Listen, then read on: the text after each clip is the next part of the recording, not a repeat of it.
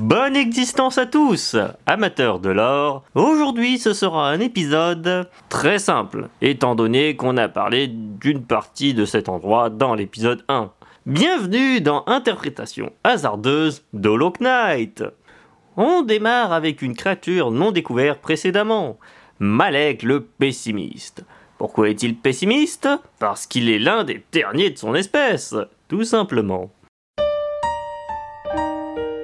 Non, plus sérieusement, Malek fait partie d'une espèce dont la mort est inconnue, et tout comme celle des Baldur d'ailleurs. Sauf que celui-ci semble avoir été infecté, mais avoir gardé sa conscience, car celui-ci crie continuellement dans l'espoir qu'un autre de ses congénères lui réponde. Il va la fermer sa gueule! Ce qui n'arrivera jamais. On enchaîne sur des individus très particuliers. Ils sont capables de traverser les terrains les plus hostiles, de parcourir des distances immenses en une fraction de seconde, de rebâtir n'importe quoi en un claquement de doigts, une organisation de l'ombre qui observe chaque recoin d'Alonest. Ils sont partout. Ils sont les raccommodeurs.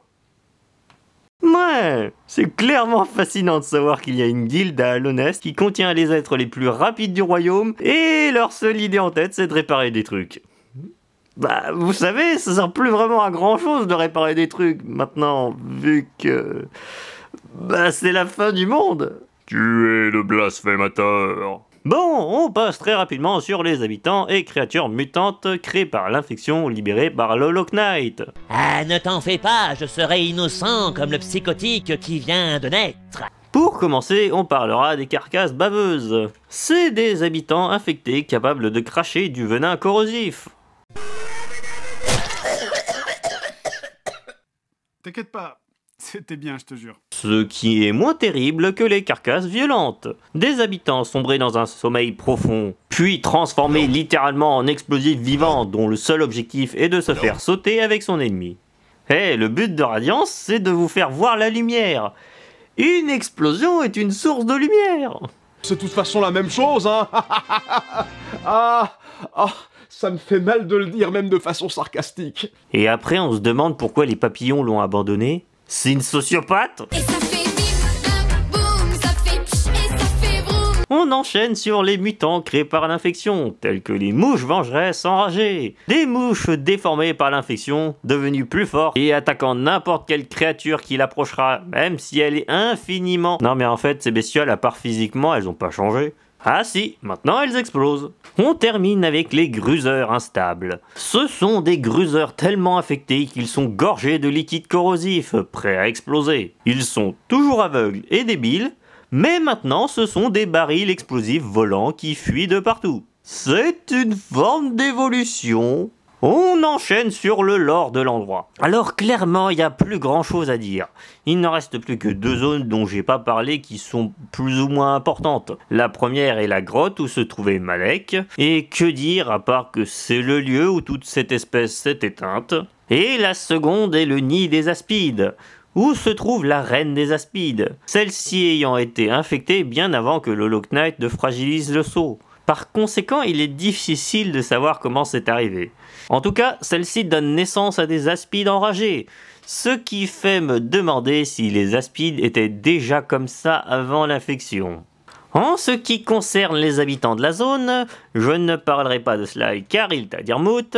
Tissot, on en parlera dans une autre zone. Et on a déjà parlé du chaman. Donc on conclut la zone avec Salobra. Cette joyeuse limace corpulente tient une boutique de charme dans cette maison isolée. Hélas, comme beaucoup de personnages, on ne sait quasiment rien de son lore. Elle adore les charmes et possède des reliques très intéressantes pour les passionnés, et peut accorder à certaines personnes une bénédiction, dirons-nous, originale. On sait juste qu'elle fabrique des charmes, et s'y connaît très bien sur le sujet, et les moyens sinistres de création de certains, expliquant bien que leur fabrication magique permet aux porteurs d'accomplir des exploits hors du commun. Mais ce que je trouve hors du commun, c'est tous ces gens qui ignorent la fin du monde. Vous aussi, vous savez pas que votre village il est explosé juste en dessous? Mais je ne peux pas bouger, mon petit. Comment veux-tu que je sache ce qui se passe dehors? C'est pas faux. Et pour finir, elle a beaucoup d'amour pour notre petit héros. Bon sang qu'il est beau. C'est du bonbon pour les yeux. Si tu cherches magnifique dans le dictionnaire, y a pas de définition, y a juste sa photo. Ouais. Bon, désolé de n'avoir pu vous fournir beaucoup de lore cette fois-ci. J'espère vous en apprendre plus dans l'épisode qui suivra. Et bah, à la prochaine. L'hérétique est là, brûlons-le. Oh merde. Petite publicité rapide, je tenais à dire que si vous êtes fan de l'univers de Hollow Knight, il y a d'autres passionnés que moi, beaucoup plus calés sur le sujet. Et donc je tenais à faire la promo du Discord de la taverne d'Alonest. Certains se chargent du wiki de Hollow Knight FR, qui me sert lors de l'écriture de ces épisodes. Donc voilà, c'est l'occasion de vous remercier pour l'attention que vous portez à ce format. Merci, et à la prochaine.